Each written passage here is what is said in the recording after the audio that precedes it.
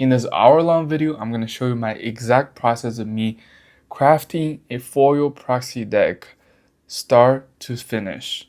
You can copy exactly what I do in this video to make great proxy.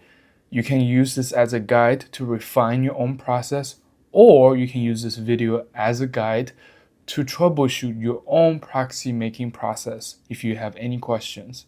My name is CryCry. This video is sponsored by CryCry Secret Layer. Now let's get into the video. So in front of me, I have my laptop right here. Again, I know there's a lot of people using Windows out there asking me how to dial in the Windows setting with your printer. I'm gonna get to that. Just for the sake of this video, I'm gonna work on my MacBook because I don't actually have my PC in this room with me, and this is where I do all of my printing and cutting.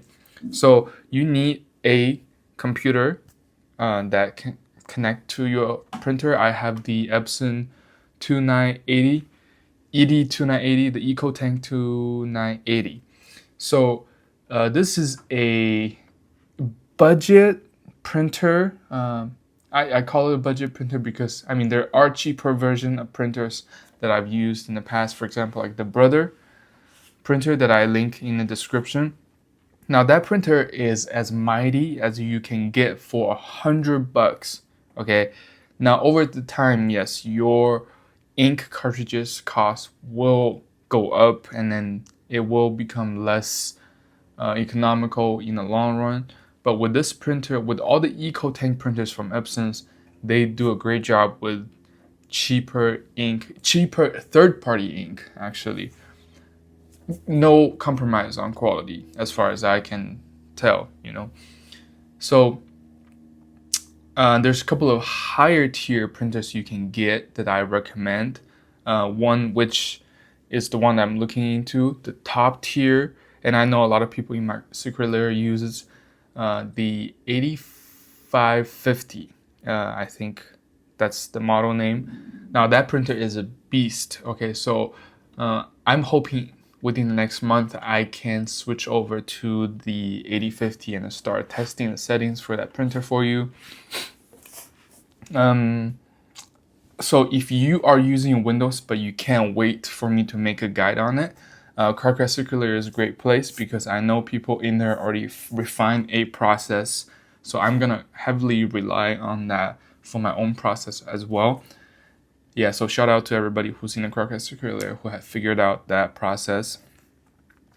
Now let's get into it on my computer here. I'm gonna tell you the exact thinking process behind my actions. So the goal is so that, you know, if you're not copying my exact steps, you can kind of refine it yourself to whatever your workflow is, or use this as a guide to really, you know, troubleshoot any of the questions you have that I'm not able to answer.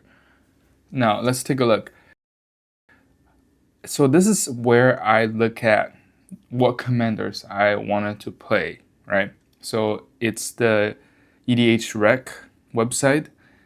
I go in here, I look at all the cards. Now I'm currently looking at to build a mono white commander deck, and I want to excuse me, still a little sick. I'm looking to build this commander right here. How do you say her name? Giada? She's gonna call her Giada. So I'm looking to build this commander right here, right? So I copy her name. There are decks here on EDHREC, but it works fine. It works fine. Okay, so you can look at by the price tag. You can look at by the date, and then it tells you the salt. Now, I personally love Architect because it just has all the information I need to know, right? So now when you go over to Architect, what you need to do is type in the search box of exact commander that you're looking for. This is what I would do, right? I search, and then I order it by views, and I search it again so I can see the top view decks. Now for me, that's a sign that people are finding these decks interesting and That just helped me to select, right? I also look at the years that's published the deck, and then I choose semi-recent decks that includes new cards, right? For example, 14 days ago, that's good. 20 hours ago, that's very fresh. 37 days ago, 40 days ago, those are pretty good options. Now I've already pre-selected a deck right here.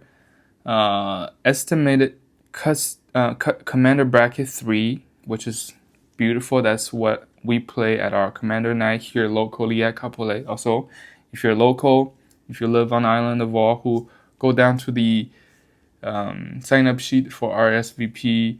We might change the location based on how tonight, I'm recording this on Friday, which is normally when we have Commander Nights. We might change the location of our Commander Nights, but you can RSVP there and show up and have some fun. So I come here and then I look at all the cards, 100 cards, and then I see if I want to make any adjustments to the deck or not. And then I'm like, happy, okay, great. I scroll up to the top, go to extras, I export the deck, I click copy. No, sometimes I do not include right here my maybe board, right? Sometimes I do. So if you don't include your sideboard or maybe board, it's 100 card in a deck, right? And if you do, then there's extra, which you could. In this case, I'm not going to, just because I know that I will do the adjustment of the extra cards myself later. So extras, not include, and then so look at the export options right here, example of cards. That's what I want it to look like, a number plus the card name. So I copy. Now if you want to change that, you can go down to the export type right here, or not even that, sorry. Export options right here. So just click on that. I unselect all of them.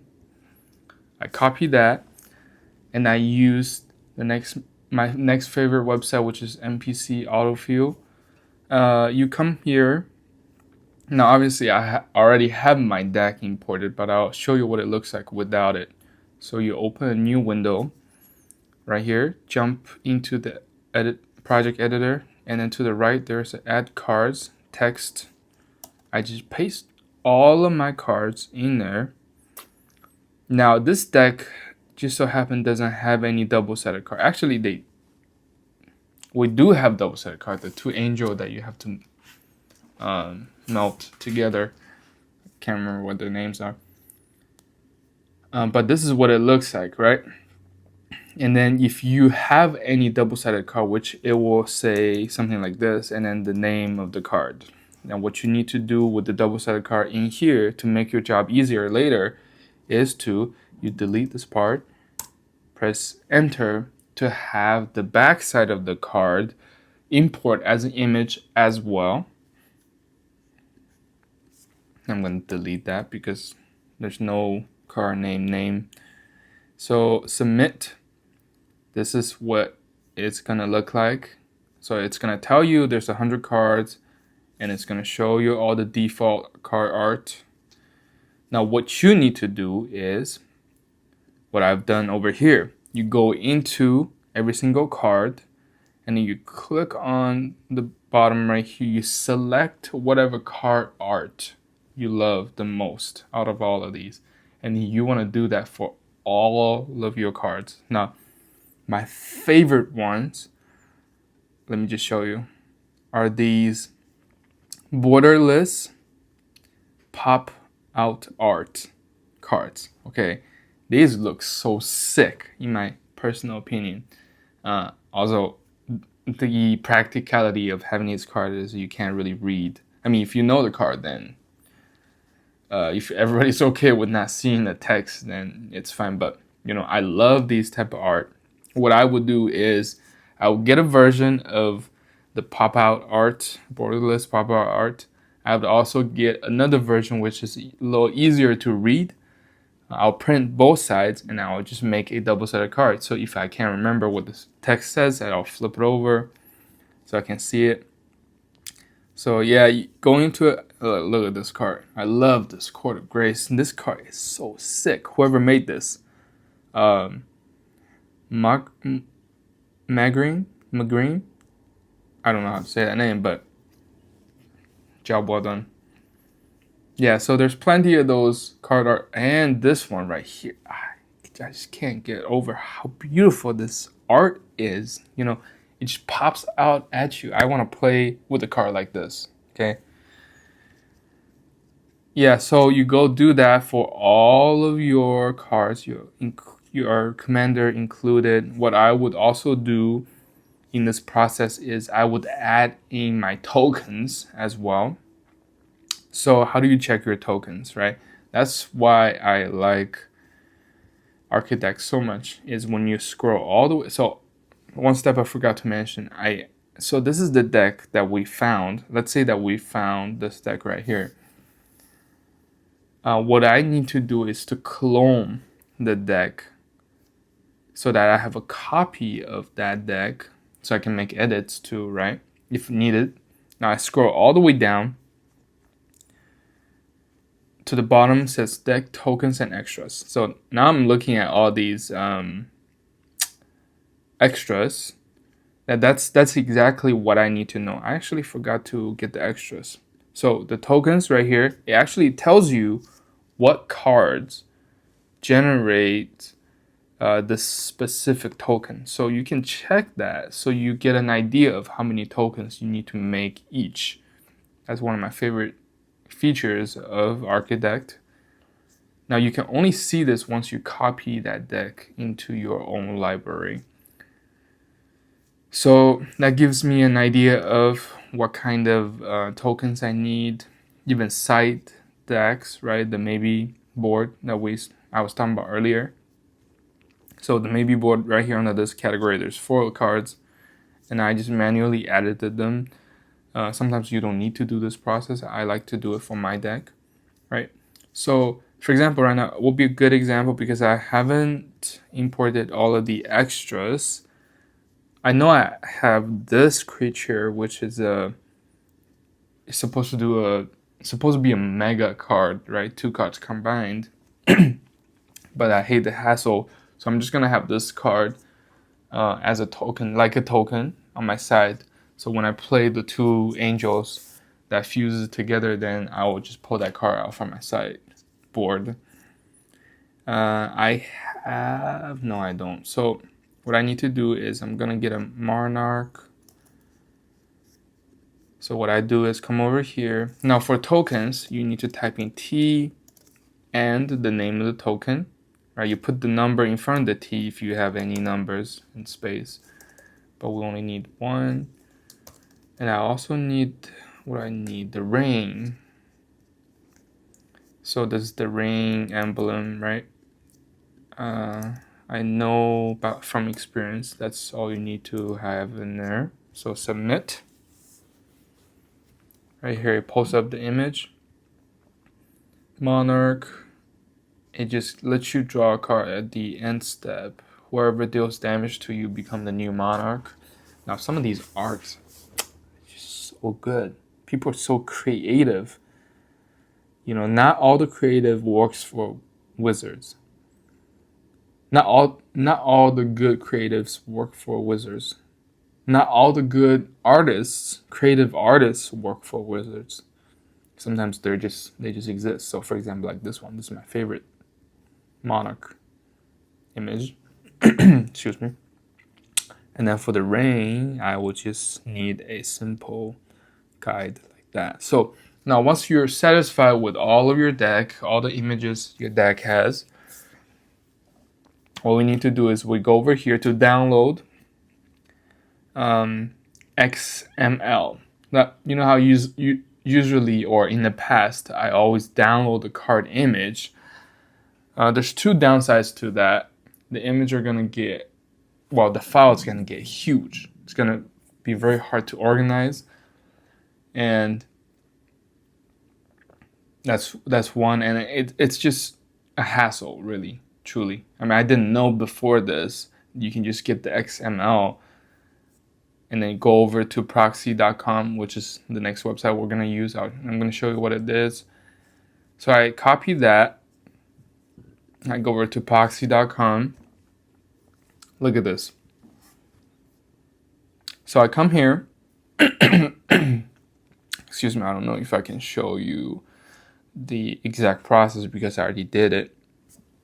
But to the left right here, XML file, choose a file, just import, just open the one that you just did, right? Just open the one you just did, and then it will load up. It will take some time, but you go through all the pages, then it will load up. So one thing that I had to add manually from my version, because I made some edits to my deck, I wanted this specific land image that MPC doesn't have. So what I did was I came to proxy.com, I searched up this exact land image and imported 20 of them first. Okay, so I think the order does matter here, because if not, then they don't mend together. So I have images from Scryfall, images from MPC autofill. They all match together really well. There's no, in terms of mistakes of the import. Sometimes what you will see is you will see like weird artifacts. The images are cut off or somewhat if you don't follow the exact order. So how do you get some specific card images from Scryfall that the MPC doesn't have, right? What you would need to do is, for example, I type in MTG adjuvant right here. So that was the first thing I looked it up, right? I go to Scryfall because it's the easiest. I get the name of the card. I look at the expansion, which is EOE, right? That's what's important. And then the number, the card number specifically, 367. Now I go back to proxy.com. Right here, it tells you add cards. You just need to have the card name, the expansion, and the card number. So for example, planes, EOE, what's the number again? 37 something? 367. So 367. So if you want 20 of these planes, just add 20 in the beginning, and then you fetch the cards. All right. But what you can also do is to manually select you by clicking on one of these card art, and then get all prints, and it'll show you all the available prints to print. Now, I did confirm this with Clippy, the creator of this website. If you see this planes versus this planes right here, the corners are not rounded down here. Excuse me. Now these planes are supposedly a actual scan of an actual card that was uploaded by someone. Now these are images are from the previews. So the preview images are actually higher resolution than the scans, less artifact. So if you see the corner being white rounded, that means it's an actual scan. It's gonna have slight low quality, slight more artifact if you're printing with these type of images. So yeah, you look through them and you just find the ones. Now, to me, does it make a huge difference? You kind of can see the noticeable difference, but not really at the end of the day. So you click, you select the art, make sure everything is correct. Now what I'm gonna do is, well, I guess I'll do this on a different print, because remember I do have to print 2 extra cards. But I have it perfectly formatted here because I filled all of the pages, right, with 9 cards. I don't want to waste any space. That's why I added my tokens, did math on my tokens. Now this looks good for me. And then over here to the right, you can see the settings. And we're printing letters, US letter size here. So, page size definitely, it matters a lot. You have to change it. if you're using A4, you have to change it here, on your printer drive, and on your printer. So you have to change it at 3 places. Just remember that. And then, 3x3, that's standard. Bleed edge, I have it at 1 mil, and that's just, it helps. Just have that on at 1 mil. Enable it. Distance between cards, I am using 1 mil here just so that I have a better separation knowing which card is which when I'm cutting it, specifically with the die cutter that I'm using. But no matter really, it's just a really nice feature to have. Now, guide. I select the magenta guide because for me it's easier to see than the green one that came default. And then for the guide width, I have it at 1 pixel. I think default is 0.5 pixel, which is fine. It's pretty thin. Now 1, I think it's easier to recognize. So once you're done with all of that, you just export to PDF. Now it might take a second to export all of these images because the file is going to be huge. That's understandable. Now normally while this PDF is being made, what I would do is I will pull out my foil stickers. Alright, in the last video I talked about this. It's gotta be the inkjet ready foil stickers, right? I know some people can't find this if you live somewhere in Europe, not somewhere else in the world, you can't find it. That's what I'm trying to do with our packages that I sell on my own store, right? I'm still trying to refine. Again, right now we're in pre-order state. Now the manufacturer told me that all the packages will be ready to be sent out September 15th. So just note that. I also have a surprise announcement I want to make with that, like good surprise announcement with that. Yeah, it's a great news. I'm just trying to put the video together and then get some actual sample in my hand. Now, for now, right? Excuse me. Now, for now, these right here would work. I do have the link, the material list down in the description for you, but be on the lookout for our bundle, which we can ship to you anywhere else in the world. Now, I forgot to tell you, which is the crucial steps that I do for myself. Maybe I should add these gloves to my material list too, Or not. I mean, you can just search it up. Or, see, I just put these gloves on so I don't leave any prints on my proxies.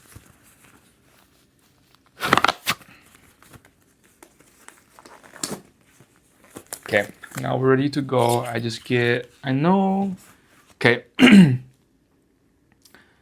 know for mine, what is it? Excuse me. I have 14 pages. So I need 14 of these. 1, 2, 3, 4, 5, 6, 7, 8, 9, 10. That's 10 right there. 1, 2, 3, 4. Okay, so that's 14 foil stickers.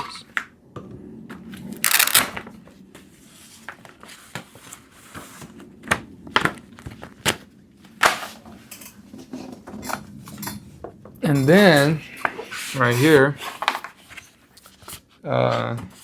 65-pound cardstock. 1, 2, 3, 4, 5, 6, 7, 8, 9, 10. Okay. Oh wait, that's only 10. I need 14. So 1, 2, 3, and 4. Okay, so while the PDF is exporting, what I would do is I come here and I will start applying my sticker onto the cardstock. Okay, now I already know some of y'all have questions. Can we use holographic cardstock to print instead?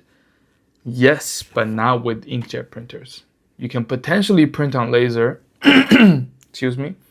I know the result will not be as good. You would need a specialized printer, either UV or a, I don't know, 100 grand large offset printer, which is what Wizard use. Excuse me. Yeah, my throat was acting up. All right, I got some water. Always keep yourself hydrated. Very important.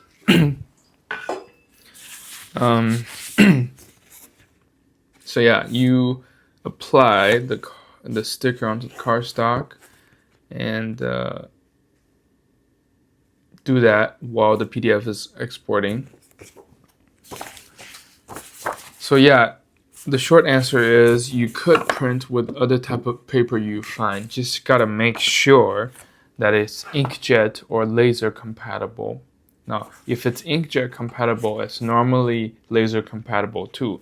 So you just need to make that almost said extinction, but you just need to make sure that's what it says on the product title, so you don't run into issues where ink won't dry or some other issues. Yeah, so I have 14 pages. I'm gonna go ahead and do this.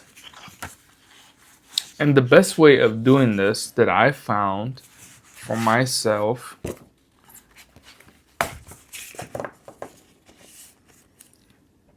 okay, maybe I really want to tell you what that surprise announcement is. It's most likely what's gonna happen, and I'm pretty sure that's what they're doing with our packages. So maybe I can tease a little bit. Just don't get too excited. And we do have a limited amount of supply. So 100 for each packages. We have 3 packages ABC, and each package has 100 of them. So if they're sold out, they're sold out, right? It's the 12th. You have a couple of days to pre-order. Now, the thing about those packages is I have my cousin sourcing all of these materials out there in China from the factory, so we can get it at a cheaper price, right?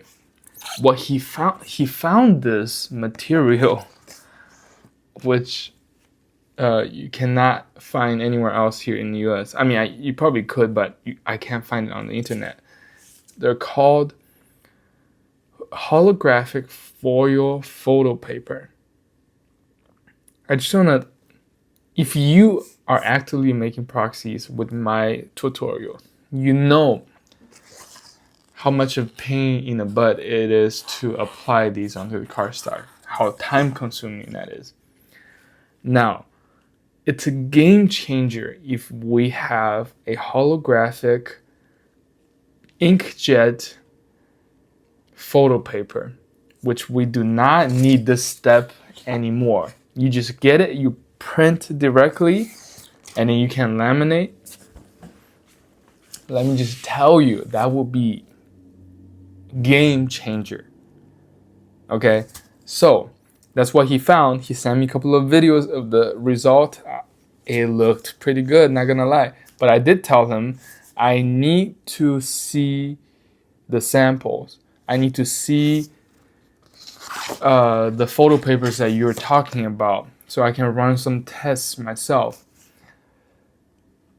So yeah, I'm still waiting on that sample. So what's gonna happen with the packages down the line, or all the packages that you ordered, pre-ordered, we're gonna have, if I verified, I don't know why I did this, but if I verified, got the sample, know that the hollow photo paper will come out and it will have good result, we're gonna switch out all of your cardstock plus the sticker paper and then switch them to the hollow photo paper, because that will save you so much time. It will save you so much headache of applying these to the cardstock, and you just print directly onto those papers. And it's gonna come double-sided. That's the bigger part, okay? You can print double-sided foil with that. So just, I'm gonna give you a second to think about the possibility of that. It's just insane, okay? Now the only thing is I have to test it, because I can't give you anything that I personally don't approve, right? So with that being said, I'm going to show you how I apply these sticker paper onto the cardstock. If you still have some at home, right? If you ordered it before, you ordered a bunch of them probably. Now there's nothing wrong with this method. I mean, it's a little time consuming, sure, but it's part of crafting, right? It takes time to make good crafts. So I take a little bit of the edge off the backing paper, and then I should make sure the top part of the backing paper comes off. Not too much, just this much. And I pinch the backing paper.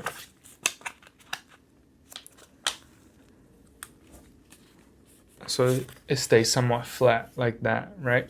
Now what I do is, I normally line up. There's a couple of ways to do it. My favorite way is to line up on this side. You know, the what do you call this side? I don't know. Can't think right now. But you line up the side. You line up the corners. Make sure things are straight, right? Or what you could do is you use the other side, which still have backing paper on it. You make sure this side matches, right? And then you hold it with your hand, and then you press it down with your other hand that you're not using. I mean, in that way that you don't have to really mess with anything else. You just make sure that everything is lined up within the boundary of the cardstock. It's not crooked. A little bit of room mistakes is acceptable with these cardstocks and foil paper. You can still print if you've made a small mistake. So that's what I'm gonna do. I'm gonna just apply this like the way I showed you. Maybe I'm dying. But yeah, so if you can see closely right here, I actually don't have it perfectly lined up, which is fine. Does not need to be perfect. You just have to say no to professionalism. Yeah, the better you realize there's nothing perfect besides God, besides Jesus, and then you'll be freed from your professionalism. Now, this is it right here. This is one sheet that I can print. So yeah, I'm just gonna fast forward this part because you don't really need to see all of this. I mean, I could talk you through this process, but it's gonna probably take me like 15 minutes to do all of these. So I'm just gonna do these, and then we'll resume. I'm on to the last sheet here. I was watching my favorite movie, well, one of my favorite movies, Fantastic Beasts. But that's what it's all about. You know, you turn on a movie, you start, setting up this, and then just have a chill time, have a relaxed time, do this on your Saturday afternoon or whatever, right? So I forgot something I wanted to share with you. You see these cardstock. There might be some dust, whatever things that just gets landed onto the cardstock. What you want to do is, wipe them, right? Dust blower. If you haven't got one, get a dust blower. And then these microfiber, or I don't know, these are called glass cloth. You use this to wipe your glasses. Just give it a wipe or give it a blow. For the cardstock, I'll give it a blow. Because sometimes these, what do you call these? This sticker paper, they do come with some sort of debris or dust, whatever, that can land onto the cardstock too. What I don't want you to experience is, you probably have by now, if you trap anything like a dust underneath these two, in between these two sheets, then you'll create this little bump on your final finished sheet. I'll show you what that looks like. But yeah, just before you do that, before you really apply your sticker paper onto your cardstock, give it a little clean session. Just dust it slightly.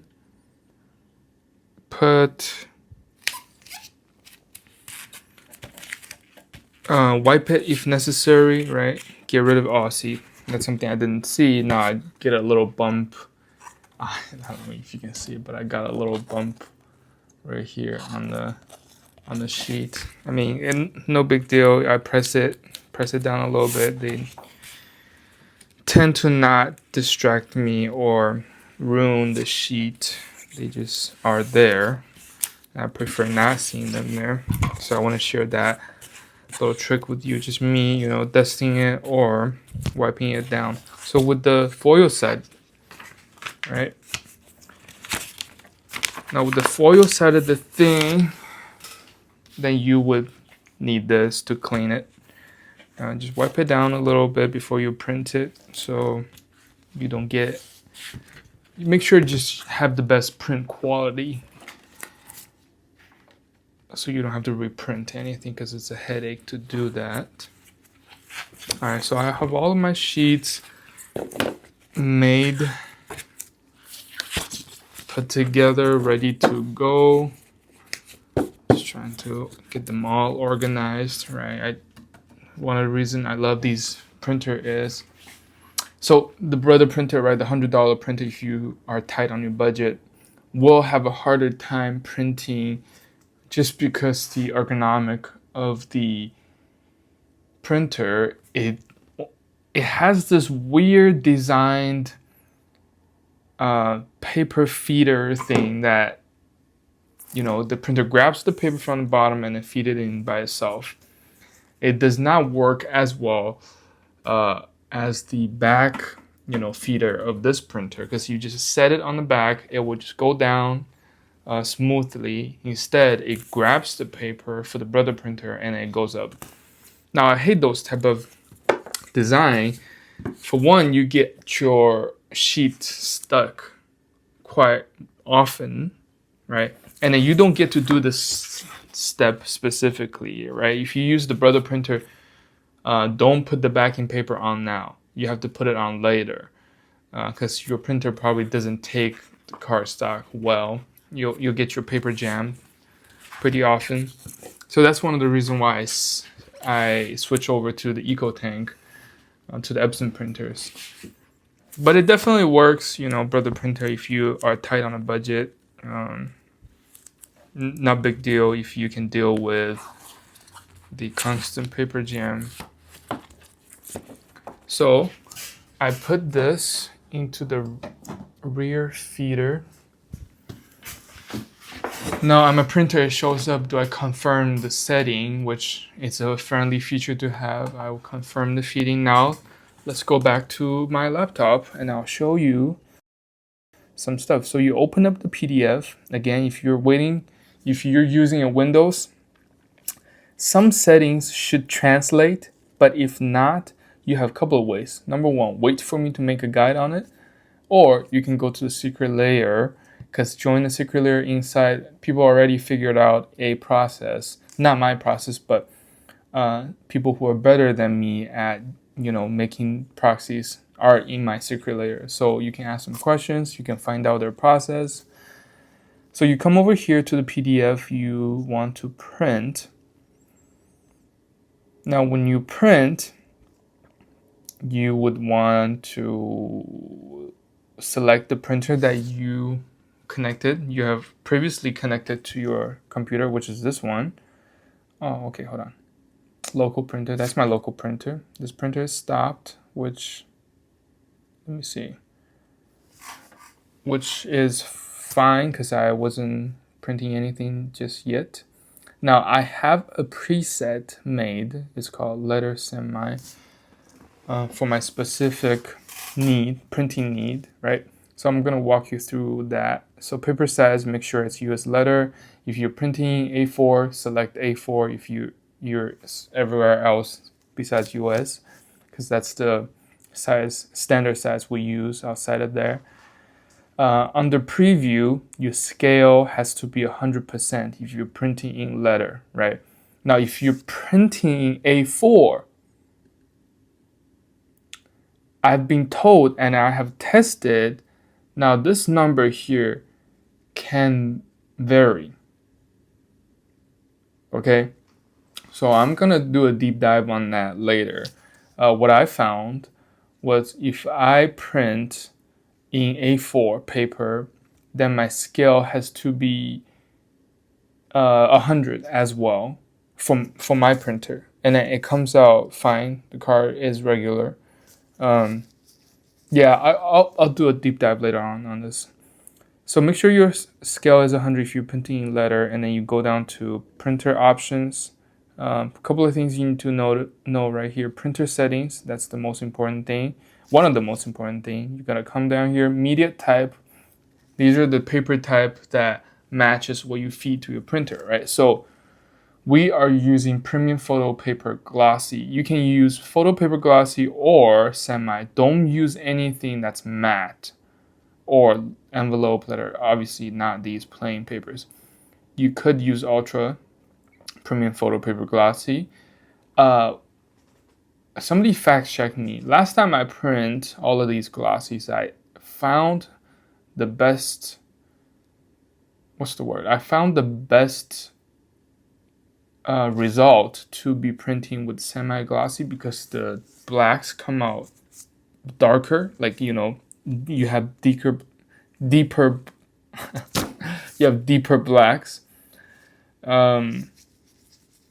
Yeah, that's just what it is. So I'm leaving it on semi. And then color option.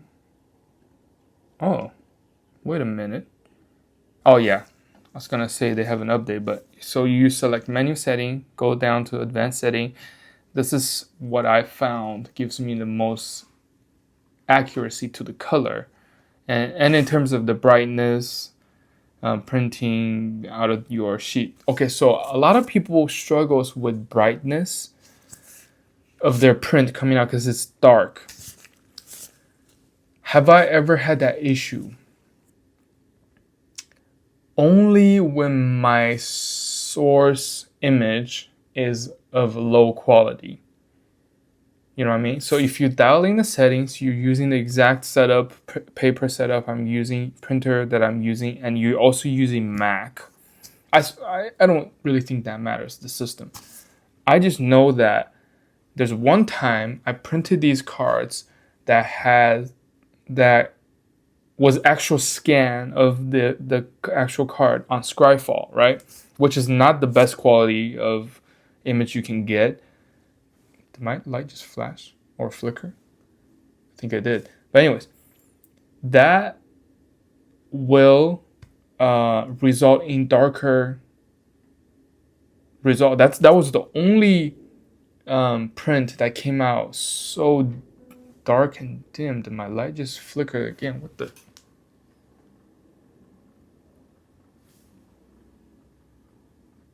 Well, that was weird. Okay.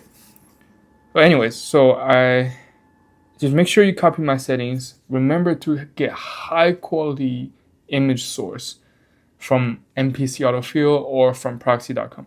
My light just flickered again. What are we doing? Please don't blow up on me. Okay.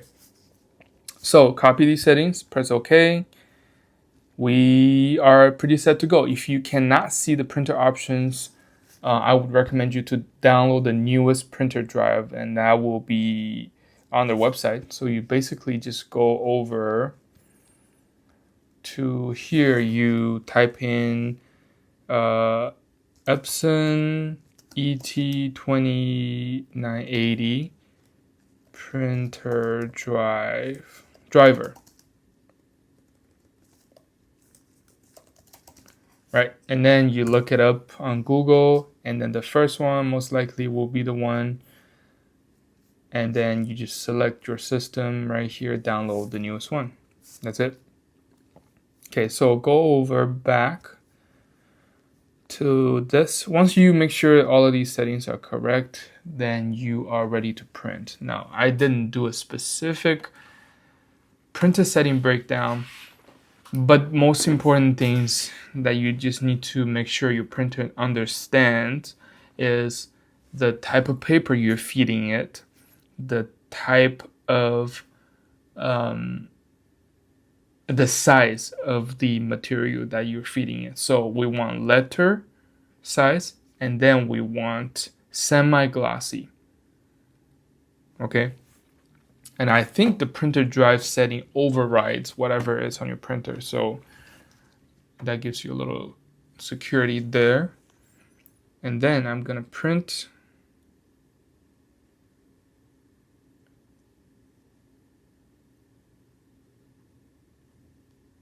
If you do not want to resume the printer of this job, you might need to add this job to the printer later. If you select resume, and you cannot be resumed, this job will automatically be added. Huh. I do not want it. Okay. I'm going to take my paper out of here real quick. I'm going to press resume, see what happens.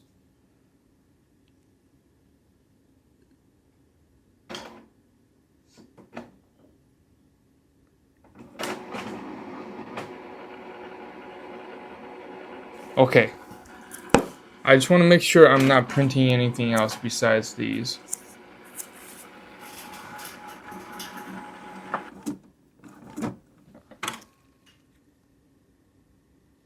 Printer out, incorrect loading. Well, that's correct because I didn't load any paper. Okay, I'm just gonna cancel.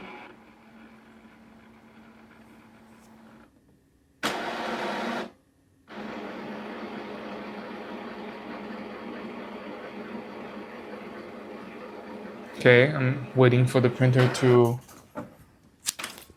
be ready again. Okay, that seems like it's good. Put my papers in. Okay, now we just need to print again.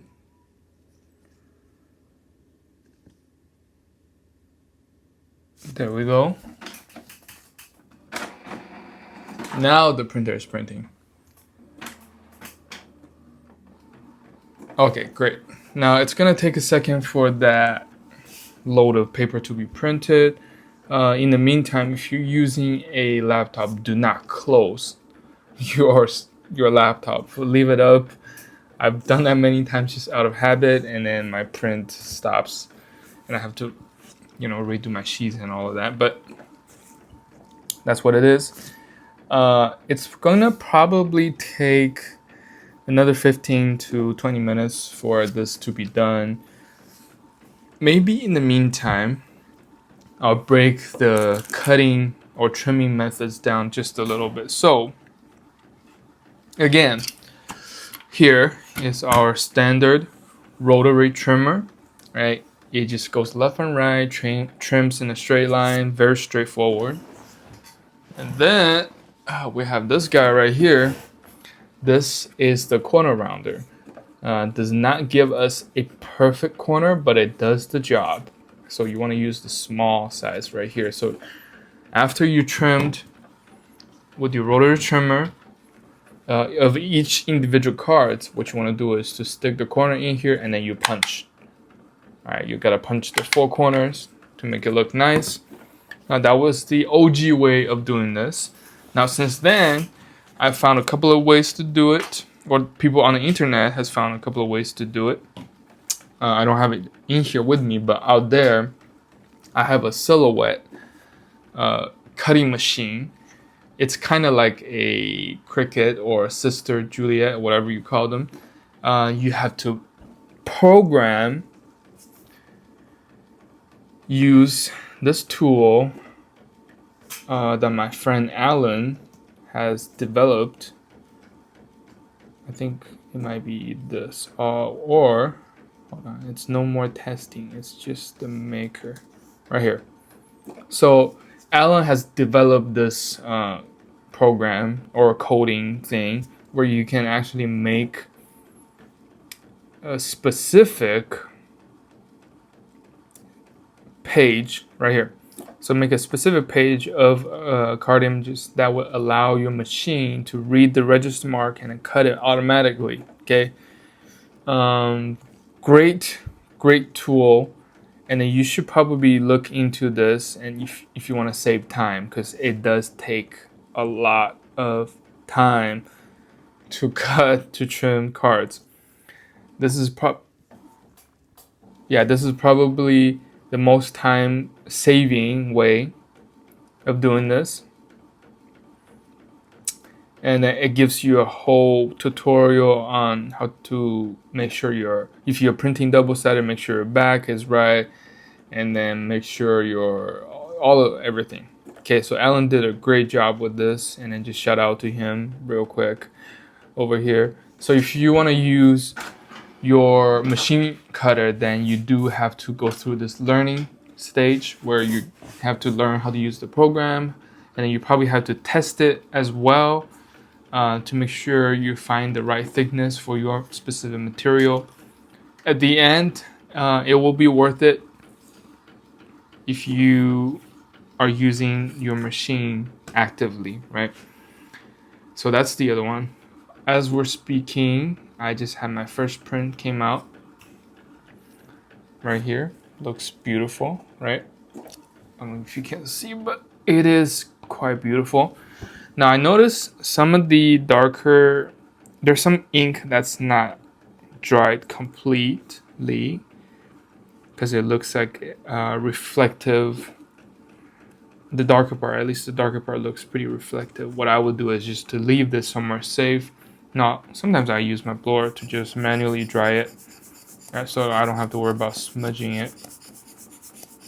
But the blacks in the images look great. All of the color looks vibrant. I'm happy with how my prints are coming out looking. Right, so that's a good sign. So I'm gonna set this aside so that it will dry on its own.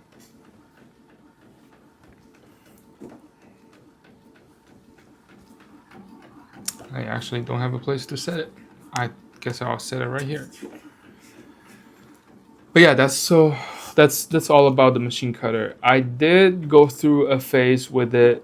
It was doing its job. It was great, but it got kind of frustrating just because the machine is very frustrating to use. So let me break it down for you just a little bit so you understand why. So let's see a sheet of cards right here. Maybe it's just me. I mean, other people probably having a good experience with it. Now you see it's a 2x4, right? 2x4 layout, and you see these little marks on the top of the sheet, at the bottom of the sheet.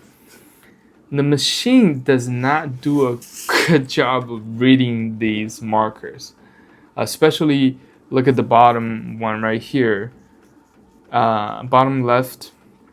If you have a card that has slightly darker border, like if you put the elf down here, the machine will struggle to read this mark right here. That's just what it is. I mean, the technology is just not quite there yet, I want to say, or maybe I'm tripping, but the machine is not really good at reading this mark specifically. So what would that result into is it will cut so crooked, or it will just make mistakes cutting your cards, and it ruins the whole sheet. I've had that happen so many times to me that, I said I'm gonna take a break. I'm just gonna cut it manually so I don't have to deal with all these headaches. So that's what I did, There are workarounds. I know some people, they just put one card here instead of two cards. So you're printing you're printing 7 cards per sheet instead of 8, which this yields 9 cards, right? This method, manual cutting, yields 9 cards. This method yields 8. Some workarounds yield 7, but it does save your time, right? So it's a little bit of that you have to decide later. So yeah, that's the frustration I have with the silhouette cutter, but I will give it another try when I got time, because it is catching up to me, cutting manually. Now, I also found this other way of cutting. This thing is as heavy as it gets.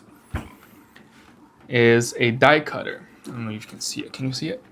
Right here. This is the die cutter. It is very heavy. So this thing is crazy. Why? Because you don't have to punch any corners. All you need to do is to pull this down, and you get a perfect sized card.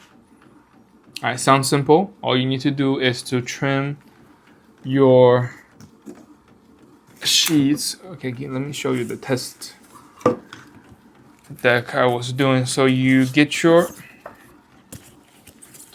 I'll talk about the curling after. They do curl, as you can see. That's just what it is. So you trim your sheet, your 3x9 sheets, into these 1x3s, and then you feed it either through the top or the bottom. I like it to go through from the bottom, and then you line it up with your guide in the front, and then you punch, and a beautiful card will come out. I just love the consistency of the die cutter, and then a card comes out perfectly, and then they lined up, the edges, they line up all from the same cutter. It's just, it feels good when you use the die cutter to have the cards cut out. So there's that. Time wise, it's time consuming. That's just what it is. That's why I put on my favorite movie or shows or whatever you have in the background. Just do that, for how much ever cards you're making, basically. So I do wish there's a faster way. I know there's some people that made a 9-grid die cutter. The price doesn't, is it? Yeah, maybe it does, but it's a little bit more on the expensive side, right? With this die cutter, you have to pay $50 for the die cutter, but the shipping might be another $50, which is $100. I think it's worth it. But if you're talking about a 9-grid die cutter, so basically you put the die on top. With one punch, you can get 9 cards. Sounds like a dream.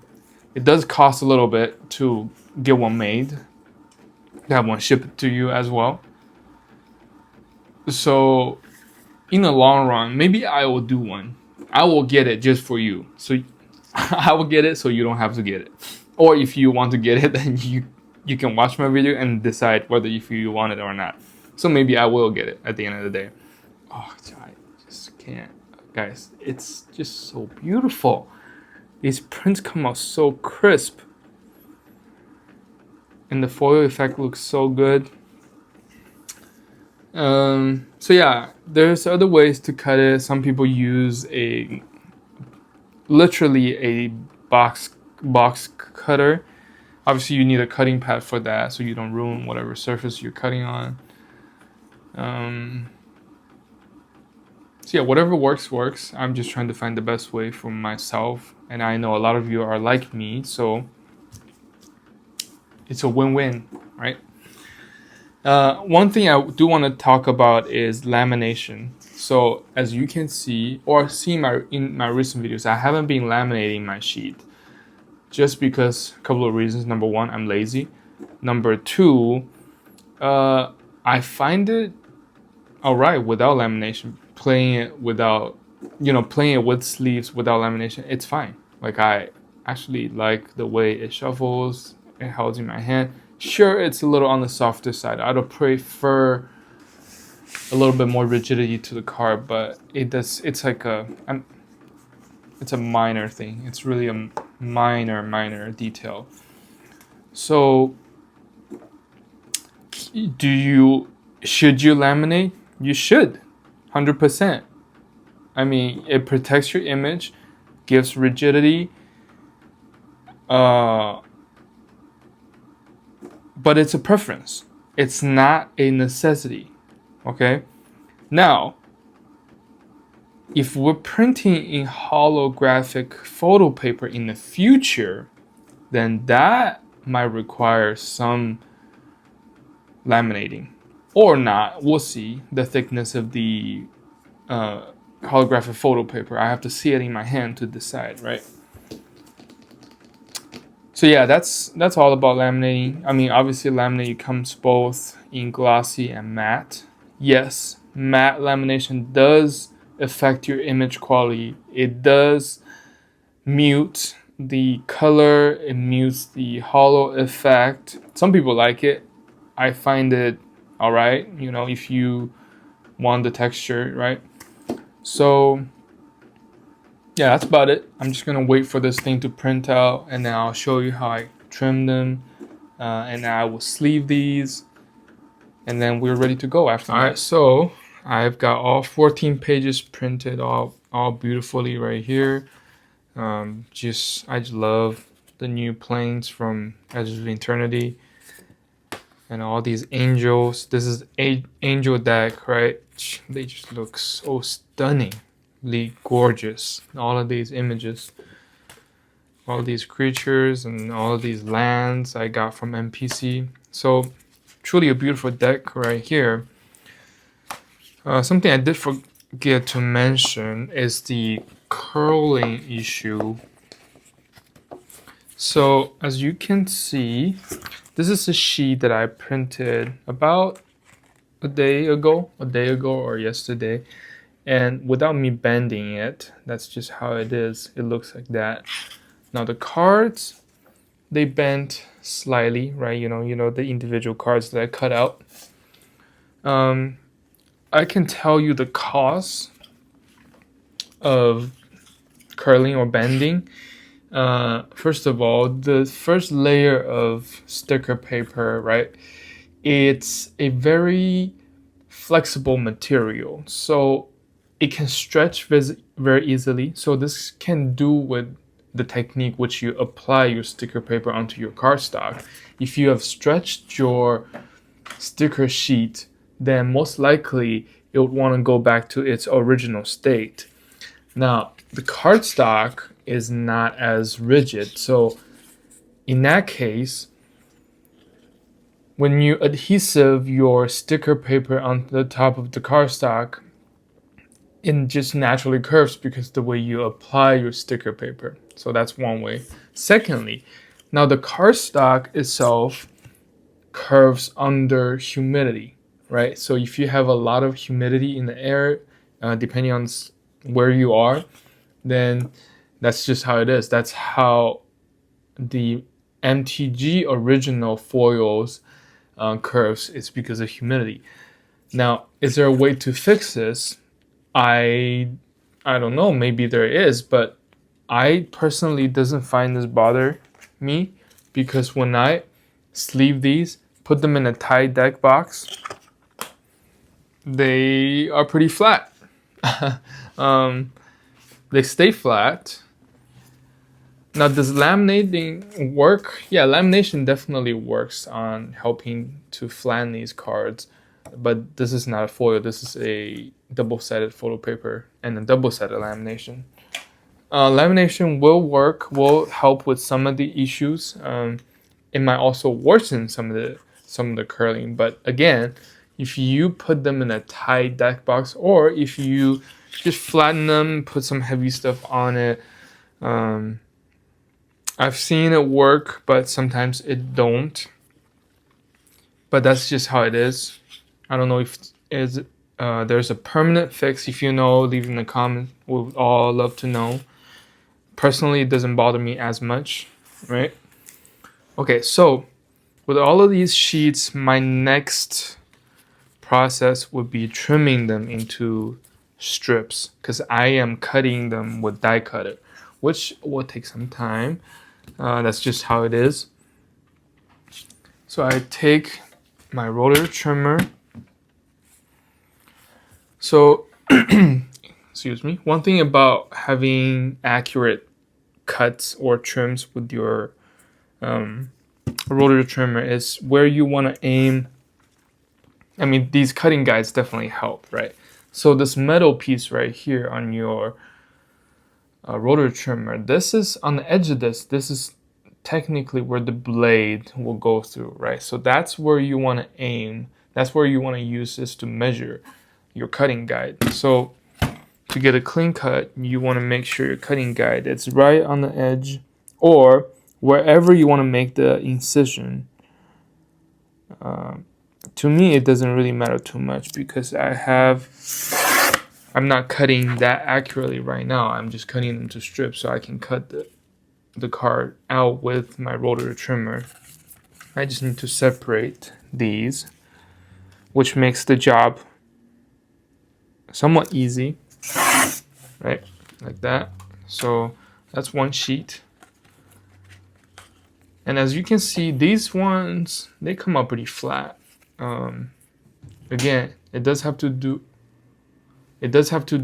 with your technique of applying these sticker papers. But I'm gonna go ahead and then trim all of these sheets right here.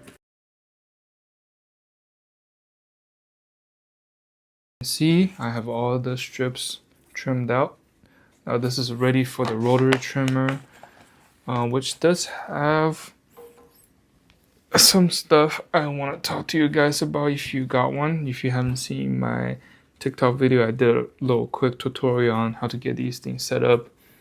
When you first get your rotary trimmer, it's going to come with the handle not attached, but it's very simple. You just grab the handle, put it onto the side of the rotary trimmer, put the nut, tighten up the nut to the handle right here, then you're ready to go basically. What you have to do is probably wipe it down because it's going to come with a lot of grease. Getting to these creases on the bottom and on the side, and then run through a couple of test cards because it's probably going to come out a little dirty on the side. That's just how it is. I've probably done, I don't know, hundreds, not thousands of cards with this die cutter, and it still goes great, smoothly, strong. So to use this thing, you do just need to feed this from the top or from the bottom. Now, I wish you can see the other side. Maybe I'll just move my camera, but I want to walk you through this first. I figured I'll move my camera on this side so you can see better. Now, when you slide this thing in from the bottom, one of the reasons why I do this is so that my image don't get scratched up by all the metal parts, right? So when I move it, I kind of, avoid, I pin it down to the back so it avoids the scratching from the metal parts on my image. So once I have my strip in here, I just want to make sure that all the guides are not to be seen anywhere on the image, right? Just line it up a little bit. What it helps is if you have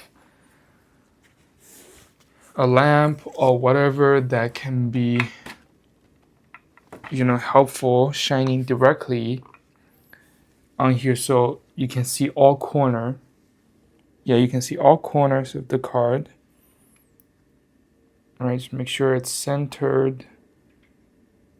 Again, we're not looking for perfections here. We're just, I just eyeball all of my. I mean, I'm sure there's definitely a better way of doing this down the line. Some of you is gonna find out a way to do this more efficiently, more accurately, but this is what I'm doing now. So it looks good. All of the corners are not shown, and I know by eyeballing the images in the center, all I'm gonna do is I'm gonna hold it down with my left hand. Obviously, you want to do this on a flat surface, right? Hold it down with my left hand, and I'm gonna pull the lever quickly to, snap the card out of there. So this is a beautifully cut card, same size as a regular MTG card, as you can see. I'll do a little size comparison here. Yeah, same size, same corner size as well. That's what I like about this die cutter is that, you really cannot go wrong with the size of your card with this die cutter. So, and then you move on to the next one. Sometimes, as you can see, I actually have my bottom side got stuck in between. All I need to do is to grab the top and just pull it out gently so I don't scratch up all the images, right? Again. So line it up with all four corners so I don't see any of the markings and guides. And then it looks about right there for me. And then I do a little bit of adjustments just to get it right. I mean, the more you do this, the faster you're gonna, the faster you get to get your image positioned correctly. But really, it doesn't matter at the end of the day to me. So see, that's a beautifully cut card right there. I just put it on the side. Do this again. So now for this last one, because there's no support, then if you let go of your left hand, if you're not supporting it, then it will not stay. Some people did say you can use a magnet. That's a great option too. Just be careful with not scratching your image, right? And then what I'm doing here is just using my left hand to make sure that my image does not slide around when I cut it. And then to make sure my image is centered right there. Looks about right. And then I punch. Right, so there's that.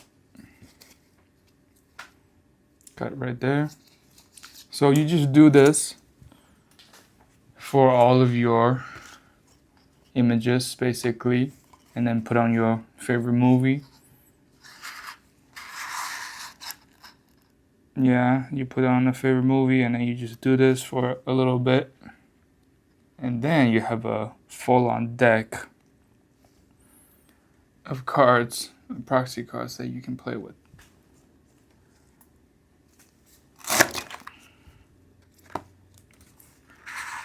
And then the more you do this, the faster it gets to align these cards, really, truly. They don't take too much time to be aligned once you get the hang of it. And then just listen to that sound when I trim. There's something about it that just sounds satisfying. Like that, right? This snap. I don't know if snap is the right word, but so these cards are all beautifully cut, ready to be sleeved.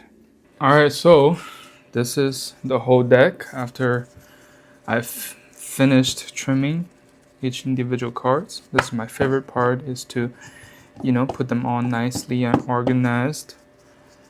And then just look at that beautiful consistency right here.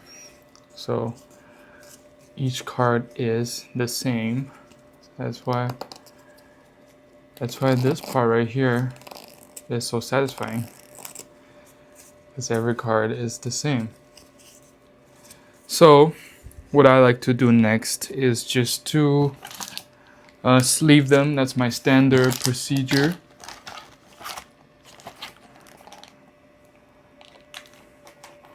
Now I did make a couple of cards that I want to do double-sided, like the one that for example, the Archangel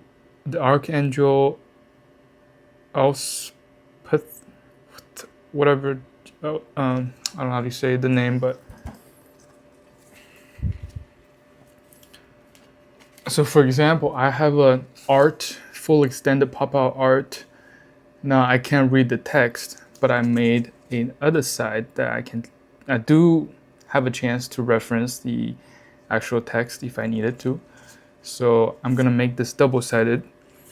I would not recommend you do this, but I actually forgot about this while I was making all the prints. Supposedly you want to put all of the double-sided card. You want to put the front on one sheet, the back on one sheet. For the backing, you don't really need to adhesive that onto the cardstock. But what I'm gonna do, which is a workaround that I don't recommend you doing, is to separate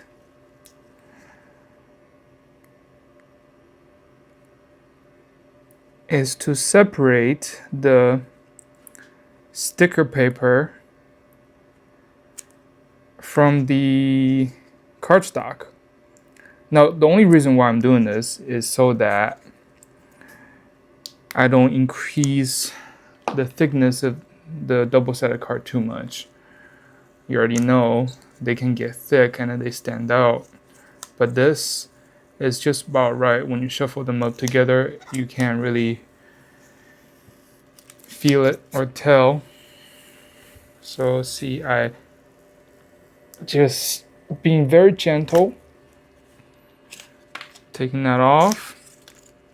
Now this is ready to go on the back of this card. Just line it up very carefully, like so.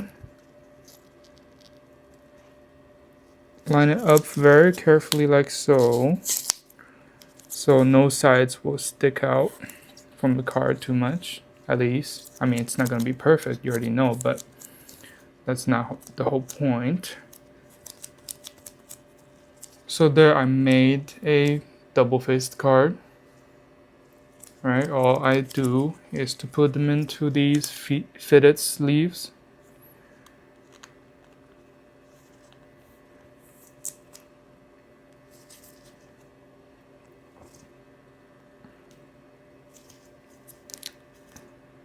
Because when you play with these, you gotta take them out, swap the side all the time, right? So if you put them in a fitted sleeve, then it does the protection for these.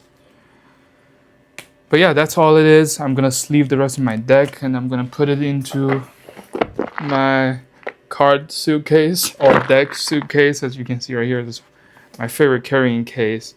I'll probably link this in the description. You can go pick one up. But yeah, that's what I'm about to do. Till the next one.